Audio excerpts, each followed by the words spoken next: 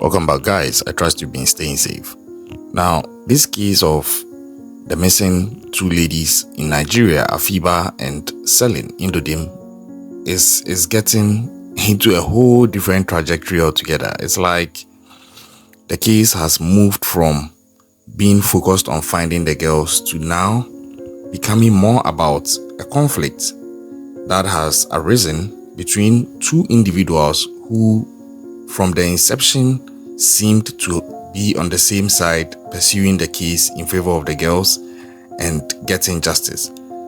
Now, the two individuals here are Ben Samuel and Harrison Gwamnishu, and it has now gotten to the point where Ben Samuel is alleging that Harrison Gwamnishu, who was mostly on the ground with the police throughout their dealings with Andrew Amechi as a suspect, is now part of the police with regards to the alleged corruption allegations being leveled against the police force in Nigeria.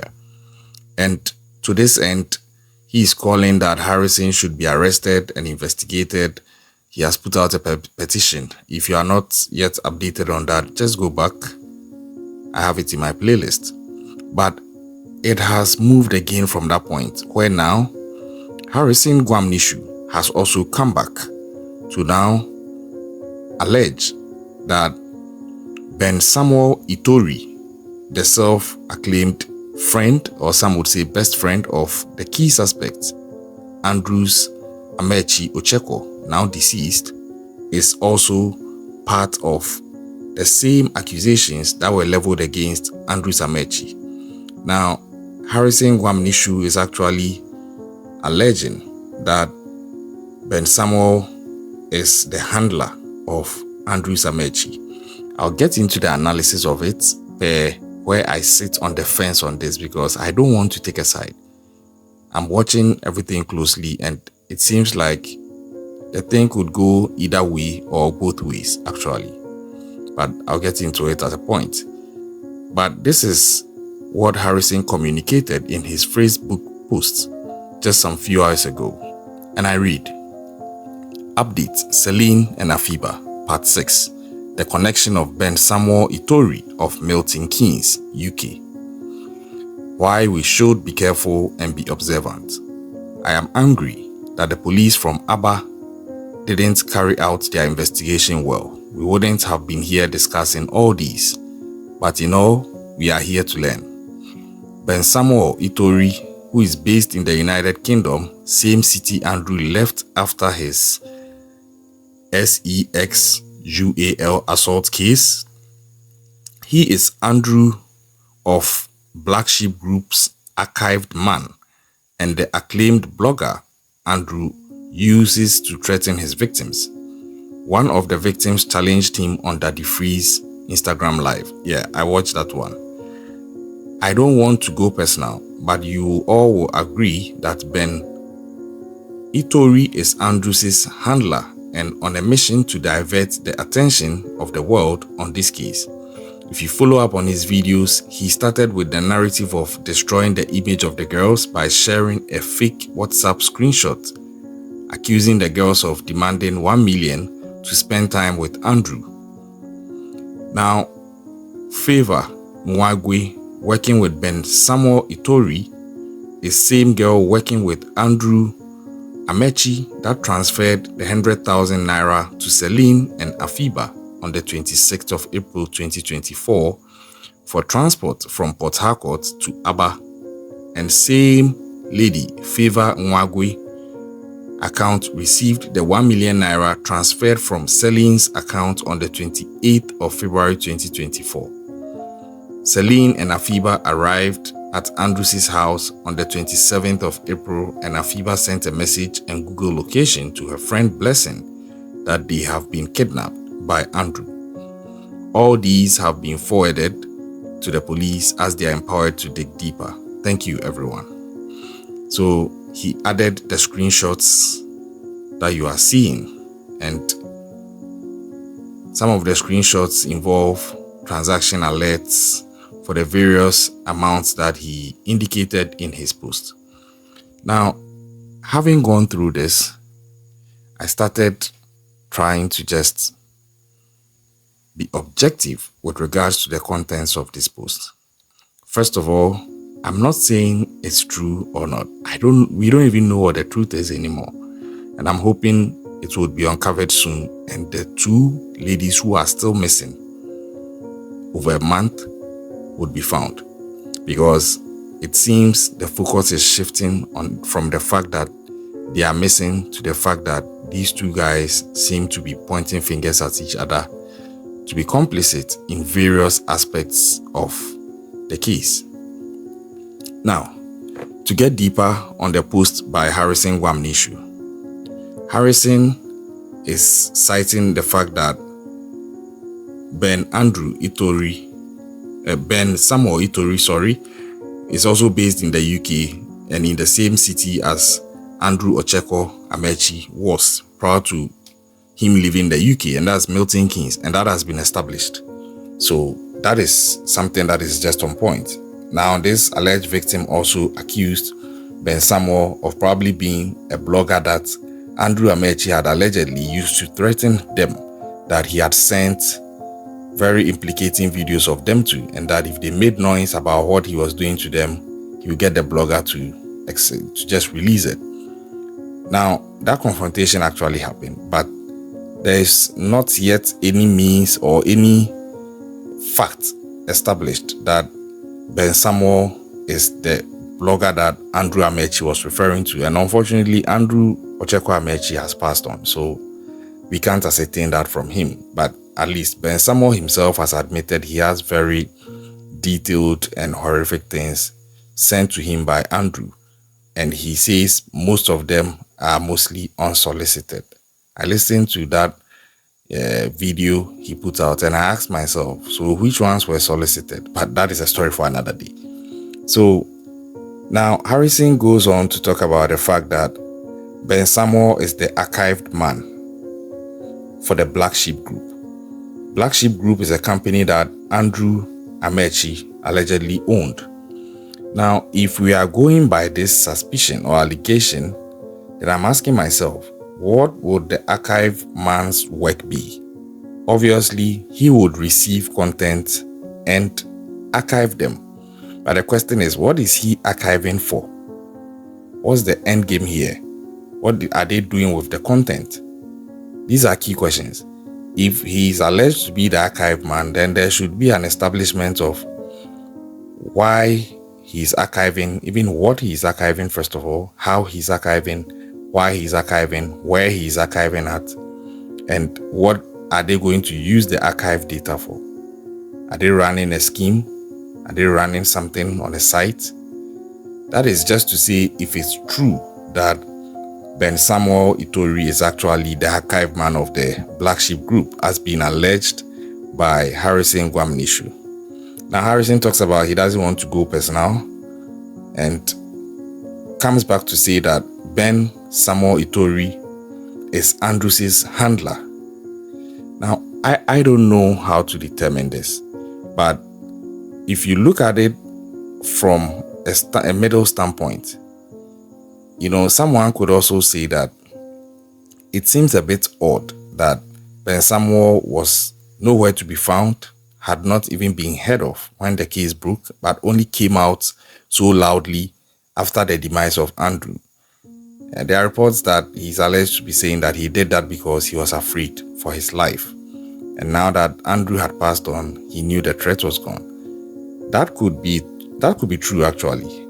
But again, on the flip side, that may not be true, and it could rather be that he's actually his handler, and this is when he has been activated because Andrew has been deceased, he has passed on, his deeds seem to have come out in a way, allegedly, and so being his handler, he would have to come in and try to divert attention from himself, because if not, the investigation might trickle down and eventually catch up with him. That is assuming he is indeed his handler. So I don't think it's something that is an impossibility. It could be it's a possibility, but it could be the truth, or it could be just an allegation which is unfounded. But a handler would actually, being smart, get into the midst of the whole issue see how he can manipulate the information, see how he can get close to the sources of information on the investigation, and see how he can influence or divert attention from himself. These are possibilities that a handler might want to take because it's in his own interest that the case dies off with his colleague or his friend who has been deceased. But all these assumptions and analysis is based on whether the allegation leveled against Ben Samuel Itori by Harrison Gwamnishu is accurate and that he is actually Andrew Ochekwo Amechi's handler. But like I said, nothing has been established to that effect. Now, Harrison also talks about the fact that if you follow up on Ben Samuel's videos, he started with the narrative of destroying the image of Afiba and Selin by sharing a fake WhatsApp screenshot, which accused the girls of demanding 1 million naira to spend time with Andrew Ochekwo Amechi. Now, I did a video on this, and in that video, I was talking about the fact that these WhatsApp messages, they need to be authenticated because they can be faked. I talked about it. I don't yet to know if it's fake, but I made that statement that there's a possibility that it could be fake because people can just save names with regards to what they are trying to portray as the news out there and then start typing whatever they want to type to add more juice to whatever narrative they want to push and then screenshot and push it out there. And so I wasn't really convinced by the WhatsApp, just that there's a possibility it could be true, but then there's also a possibility it could be false. But there are ways of authenticating these things, so I don't think that is going to be a problem. Then Harrison talks about one lady called Favor Inwagwe and alleges that this Favor was working with Andrew Amechi and is currently also working with Ben Samuel Itori at the same time. And he's trying to use this to tie in as the connection that Andrew Amechi and Ben Samuel Itori are actually working together in the same syndicate. And the Favor girl is the common denominator linking them, to the point that he talks about the fact that the 100,000 naira transferred by Andrew to Celine and Afiba was actually done by Favor through her account on behalf of Andrew, and also the 1 million naira allegedly transferred from Celine's account a day after she was reported missing was transferred to the account of this Favor Inwagwe, who, according to Harrison, currently works with Ben Samuel Itori and was also in league with Andrew Ochekwo Amechi, and that's the link. So, like I've been saying on this case, these are interesting times, and I tell you, it's getting more and more interesting. I don't know if these allegations are founded. He has also concluded by saying that all these have been forwarded to the police as they are empowered to dig deeper. And just like Harrison, or just like Andrew Ben Samuel has petitioned the Nigerian police to arrest and investigate Harrison, I think Harrison could also do the same with the UK police, depending on whether he convinces them or not. But either way, what do you think is going on? Who do you think is actually telling the truth? For me, I'm sitting on the fence because I don't have enough to make a decision on this case, but I foresee that one of the following outcomes I'm going to discuss would come out, or would be the end game with regards to what is going on between Harrison Gwamnishu and Ben Samuel Itori, the self-acclaimed or self-proclaimed friend of the suspect, now deceased, Andrew Ochekwo Amechi. So the first possibility is Harrison could end up being found as being complicit with the corrupt police and maybe guilty of some of the things that Ben Samuel Itori has highlighted about him. That's one possibility. Another possibility could be that Harrison would be innocent, but then Ben Samuel Itori could be found out as actually being in bed with Andrew Ochekwo Amechi in whatever crime he was committing, in which case Harrison Gwamnishu's allegation might actually suffice as being true. Then there's a third possibility where both of them could actually be found out to be running an angle of their own and they are intersecting and is bringing a conflict. I don't know, but I'm just saying that the way this case is going, we can't rule anything out. I'm not trying to throw shade at the integrity of any of them, but I believe that we've gotten to a point in the world where we have to take certain things with a pinch of salt and add our objectivity and wait it out to see how it plays out, because sometimes things are not what they seem. People are not what they seem. People are not who they say they are, even though they are who they say they are. But if you are keen, observant, and objective, you begin to see through the cracks in people's stories. Sometimes if you go back, you see that they are exposing themselves in certain things they said or didn't say. So who do you think is telling the truth? Just let me know in the comment section. Who do you even believe? Do you believe any of them at all? Harrison has been on the ground doing the boot work of the police in and out. He has made some great strides as far as this case is concerned. Ben Samuel came in after the demise of the key suspect and has shared certain things Andrew Amechi allegedly shared with him. But then he is in UK, and according to him, he has never had trouble with the law before.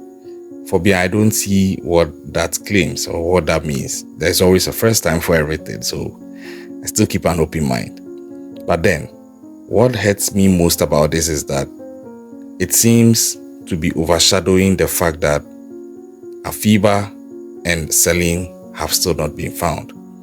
And somewhere, there are two families still in pain, awaiting a positive feedback on the whereabouts of their loved ones in the presence of Abigail Afiba Tando and Celine Indudim.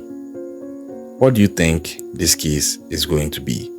What's the conclusion going to be? Are these girls even alive at all?